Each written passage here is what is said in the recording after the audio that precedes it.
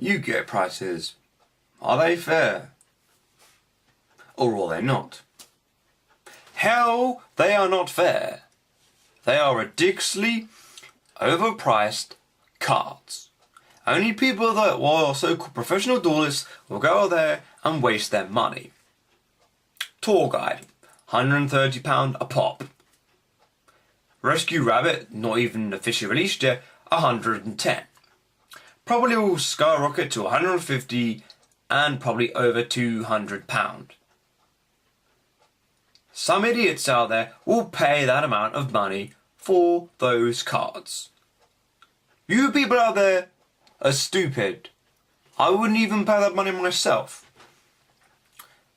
Ever since all these secret rares have now been put in the boost boxes after IOC, everyone's just jizzing everywhere like, I must have these cards, and you must have these cards, everyone must get these cards.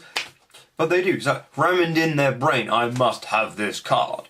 Some little person in their head, you must get this card. You will be a shitty Yu-Gi-Oh player if you don't have this card. Oh, it's so devastating if I lose. Oh, I must have this card. No. Hell no. You don't need to have all these dear cards. Everyone's always moaning about these damn cards. I mean, yes, personally I have 3 tour guides of the underworld. I pulled one out of my Extreme Victory box, and so did my teammate Neo Nexus. And of course I bought one on YouTube for about £20, back when a lot of people didn't know what they did. And then basically Neo Nexus goes to me, I'm not going to be using my card, give me 30 quid and we'll call it that. The day after, Tour Guide of the Underworld skyrocketed past 100 quid. The week after, it skyrocketed up to 130 quid. Now, it's basically, at the moment, between 130 and 150 pound. And a lot of idiots out there will pay that amount of money. Stupid as fuck they are. What else can you really say? Everyone's always bitching. But in some ways, I can see why people are bitching, because a lot of these players are like so cool, they think they're better than everyone else. I mean, when my locals started back up, I was dueling this guy, and I sat down and played him, got completely whitewashed. I didn't even have a chance to do anything. So 3 secret rare pop dualities, 90 quid a pop. 2 ultimate rare solemn warnings, 90 quid a pop. He basically had a few expensive cards, and I'm telling you, this is like a week later after Duelist Rev has been officially released, and I'm just like, what the fuck, why would you waste all that money? Even to the point, how the fuck did you get hold of the money? Did you steal it off someone? Because there's no way you would waste all that money. But his answer was, oh, I'm a professional duelist. I go to the regionals, the nationals, I go to the world championships, I want to go to an SGC in America, I want to do this, I want to do this. Basically saying, money talks, and if you don't like it, kiss my ass. Fuck you! I'm not kissing your ass. It doesn't make you a good player because you have all those cards. That's getting off the subject. Konami have been very sly and very clever. They've been making a huge amount of money off everyone. And it is very, very clever. Yu-Gi-Oh players will go out there and waste their money by all these cards just to become the best of the best. In Japan, you don't see that shit. They just love playing Yu-Gi-Oh. Win or lose, it's about having fun. Personally, I like the Japanese idea.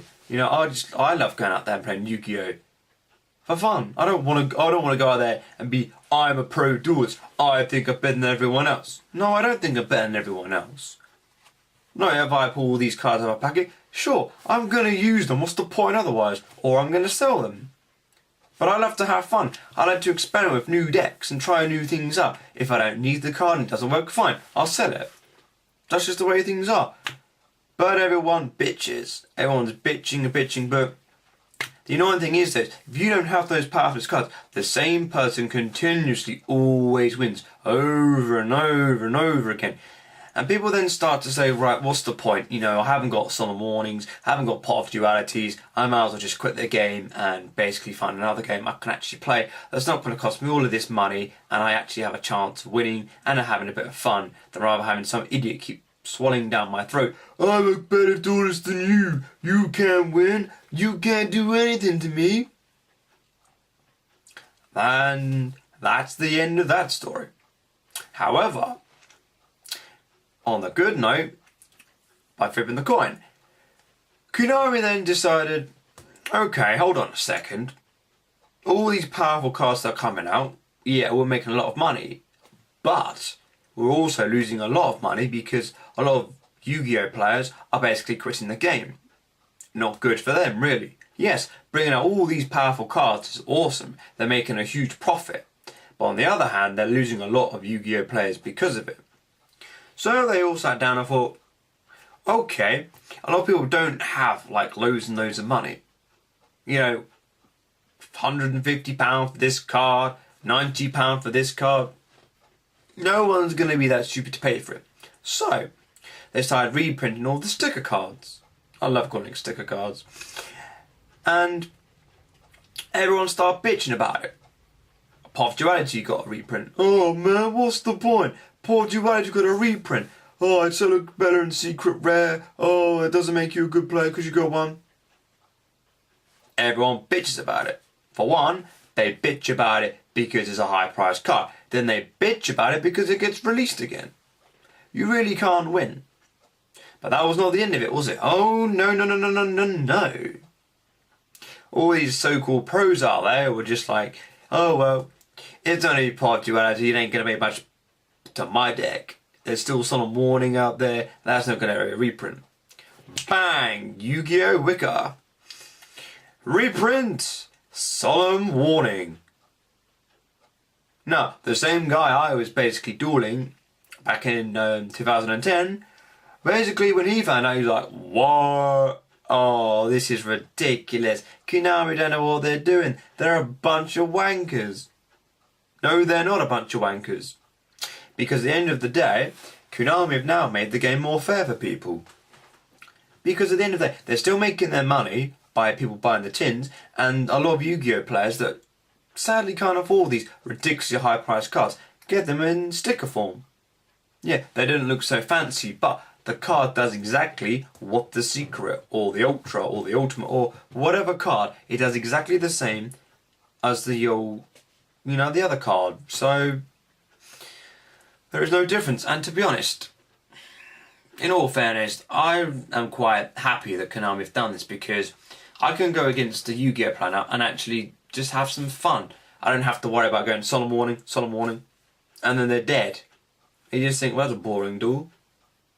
I've tried not to use Solemn Warning a lot. I've just used like Bombless mine because I think, well, if people don't have these cards, it's not fair. The game's really unfair. But now everyone has Pot of Dualities, and now they have Solemn Warnings. Now the game is fair. Ish. Why, it's fair in a way, but you know, it's fucking ridiculous. Absolutely ridiculous. These high priced cards, everyone's moaning about people that have them. Especially the people that can't buy them, moan about basically the pros. The so-called pros bitch because their so powerful cards have been made into a super rare and they're pissed off because the fact of they ain't going to be better than everyone else. Let's make one thing clear. Just because you have Rescue Rabbits, Tour Guides, Pot of Duality, Solemn Warnings, does not make you a brilliant player. It just makes you look like an arsehole. If you have these cards and have fun playing them, fine. But in my eyes, at the end of the day, a lot of these people, when the cards come out, have a huge black dildo shoved up their arse, screaming away because they have all these cards. So at the end of the day, they go around with a dildo shoved up their arse. Oh yes, I'm so much better than you. I got all these cards. No, it does not matter. Konami made this game fair, and that's the way it is. People don't like it, well, tough shit. At the end of the day, people either like want to have powerful cards and then they start winning. Yeah, winning's alright, but we want to keep winning. I keep getting off the damn subject. But back to the point I was making. Konami have done a real good job. And I say thank you to them, because otherwise, what's the point of playing Yu-Gi-Oh? Everything gets a reprint after a while. As soon as Konami make their money, and then they start thinking, hold on a second, we need to start making extra money, and all these people that really want to have cards but on a budget level, brilliant idea. The jump cards, that's a bit of a flop because no one wanted the jump cards. But you know, a lot of cards that America had, they basically reprinted over here. So people had opportunities to those cards. Then they did the same with Punctuality, Sun Warning, you know, and a few other cards. So they're really making it more interesting. They'll probably do the same next year. I wouldn't be surprised if Tour Guide of the Underworld next year became out as a super rare. It wouldn't really bother me if it did, but it still looks good in secret rare. But it'd still give all the other Yu-Gi-Oh players that are not going to waste all that money a chance to have fun in the game. Yu-Gi-Oh is about having fun. It's not always about winning. But there's the problem. A lot of people have it into their stupid brains, if they don't win, they're basically shit. Everyone loses. But I don't know. It's absolutely ridiculous.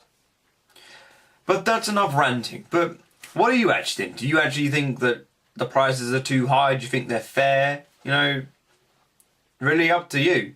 But to be honest, it's absolutely fucking ridiculous in my eyes. If I'm offending anyone with this video, I don't give a shit. To be honest. Because at the end of the day, this is my view. If you don't like it, after the first 5 minutes, you should have turned off the freaking video. So, this is Mr. Sasuke Dragon. After all that ranting, I'm out.